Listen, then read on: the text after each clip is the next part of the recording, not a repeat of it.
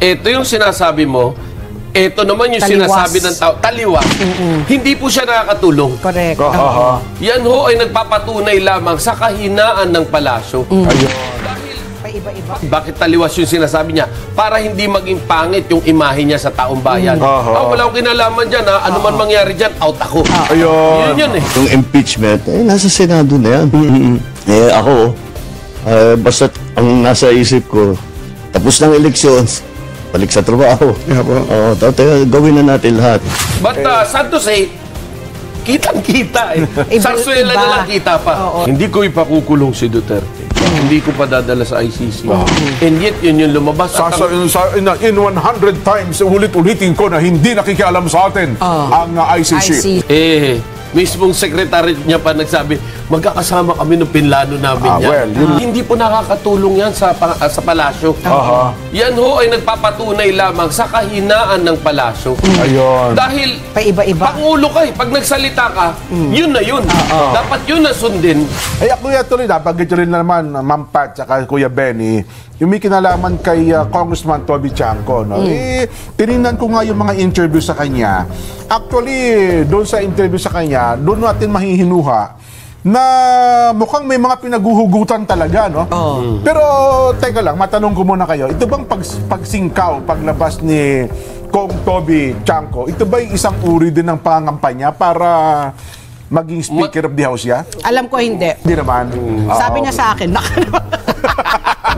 Si Kuya Ben, Kuya Ben, ikaw, ano tingin mo? Ako sa akin, ang tingin ko hindi. Ang objective nito ay para sa Pangulo. Ayun, para alam ng Pangulo. Mailayo na. Ayun, tama, Dahil tama. nakita nyo, kumbaga, halo-halong hindi masarap yung ginawa. Yun no? na nga. Nitong eleksyon na ito. At nandun sa gitna ang ating Pangulo.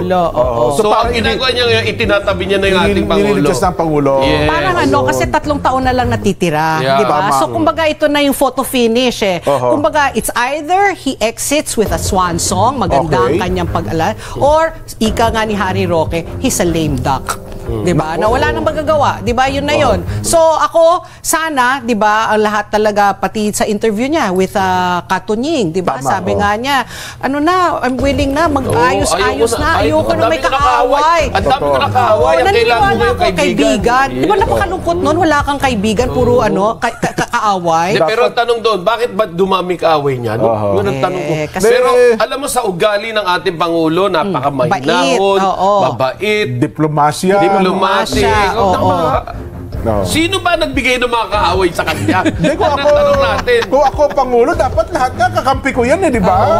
Dapat kaibigan ko lahat yan Bakit ba dumami kaaway ng Pangulo? Dahil ba sa iyan? Sabi ni Kuya Jen?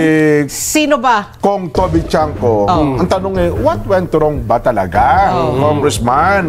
Maraming araw nagtatanong, mga kababayan, sa kasagsagan ng kampanya, dahil sabi niya, nakakasama sa kampanya. Pero, hindi daw po siya makasagot ng mga time na yon. Kasi ang kampanyahan di ba? Pero ngayon daw, pwede na sumagot at ang nagkakaproblema, para sa kanya, natukoy niya, ay mula talaga nung magkaroon po ng file ng impeachment case. Yes. Kasi Pebrero yun eh. January, di ba? January yun na, na final ba yun? Pero meron ng mga nauna di ba? Mga hearing-hearing. Yung pang-apat ata yung January na kinuha ng sinampa talaga. Sa diba? Senado. Pero sabi nga niya, nag-survey kami Kung maalala nyo, nag-survey niya kami mula October, November, December, hanggang sa yan, mukhang ang laki talaga ng epekto noong pagka-file nila ng impeachment. At yun daw pong impeachment na yun ay naging self-inflicted sa alyansa, sa mga kakampi ng Pangulo. Hindi ba't nagsagawa rin ng survey doon naman sa sang-ayon daw sa impeachment? At ang lumabas napakalaking porsyentong sang-ayon. Gusto daw ng mga Pilipino. Saan ba kayo nag-interview?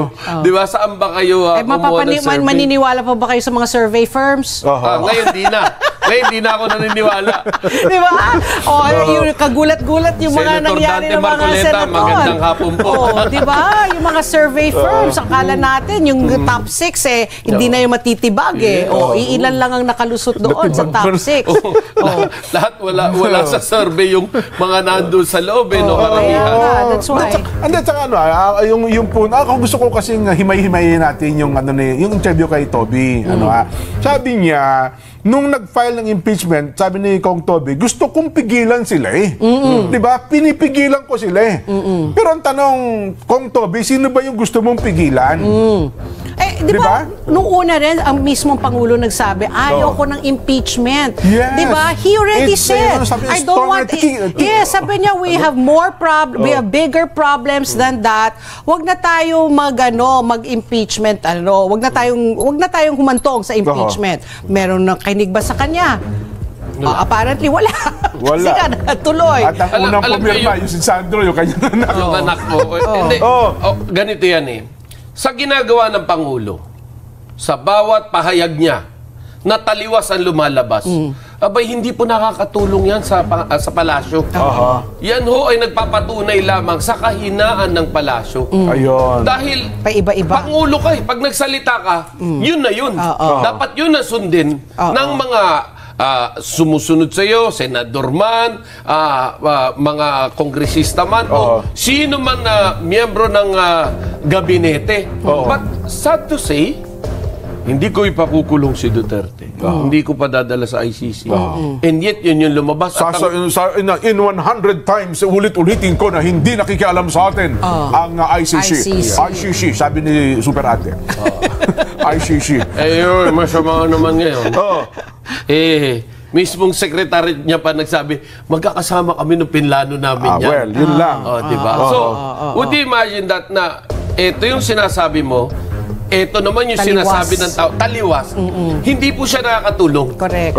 Dahil ang alam naman natin na objective, bakit taliwas yung sinasabi niya? Para hindi maging pangit yung imahe niya sa taong bayan. Wala akong kinalaman dyan. Ano man mangyari dyan, out ako. Ayun. Yun But sad to say, kitang-kita Sarsuela na lang kita pa. Kaya nga, yung sabi niya, sinubukan ko pong pigilan sila ang problema nung sinubukan mo, ang tanong bakit naman sa lahat ng pinigilan mo, ang unang pumirma, si Kong Sandro. Di ba?